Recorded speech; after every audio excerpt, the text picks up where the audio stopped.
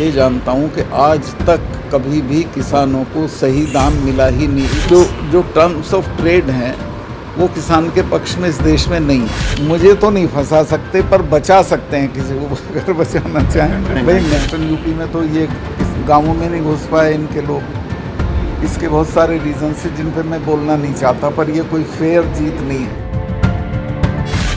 ये हैं सत्यपाल मलिक, मेघालय के राज्यपाल।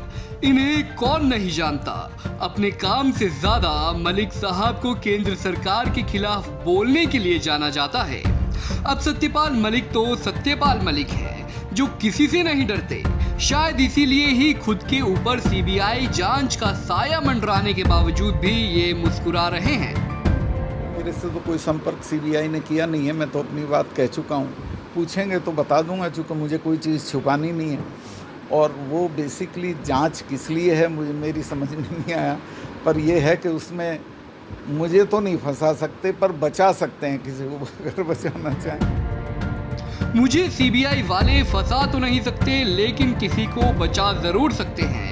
खिलखिलाकर और हंसकर सत्यपाल मलिक ने मीडिया के सामने तो ये बात बोल दी, लेकिन जिस हिसाब से वो केंद्र सरकार पर महंगाई और किसानों के मुद्दे पर आरोप लगा रहे हैं, इससे जाहिर होता है कि वो नहीं बदलेंगे। मैं तो मंशा पे नहीं जाता, पर किसान इससे चिंतित हैं और नाराज, और अगर इसको नहीं पूरा किया जाता तो दोबारा आंदोलन हो सकता है। मैंने उसको नहीं स्टडी किया, ना मैंने उनका बयान देखा, पर मैं चाह रहा हूँ मैं ये जानता हूँ कि आज तक कभी भी किसानों को सही दाम मिला ही नहीं, इवन एमएसपी पे। मैं एक बार किसान मोर्चे का इंचार्ज था बीजेपी में, तो मैं मिलने गया था प्राइस कमीशन के चेयरमैन से। उसने हमें बताया कि साहब आप ऐसा करो कि किसी तरह ये हमारे टर्म्स ऑफ रेफरेंस बदलवा दो।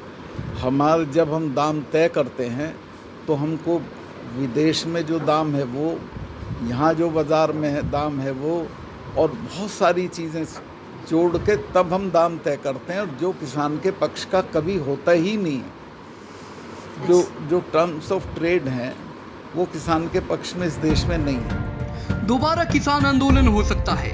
किसान तो अब तक सरकार को चेतावनी ही दे रहे थे, लेकिन अब सत्यपाल मलिक ने भी इस बात की आशंका जता दी है। दरअसल मेघालय के राज्यपाल सत्यपाल मलिक हिसार में दुष्यंत यादव के घर पहुंचे थे, जहां पर बात सत्यपाल मलिक ने यूपी चुनावों की भी की। उन्होंने तो यहाँ तक कह दिया कि ये बीजेपी को मिली जीत फेयर नहीं है। यूपी में तो ये गाँवों में नहीं घुस पाए इनके लोग।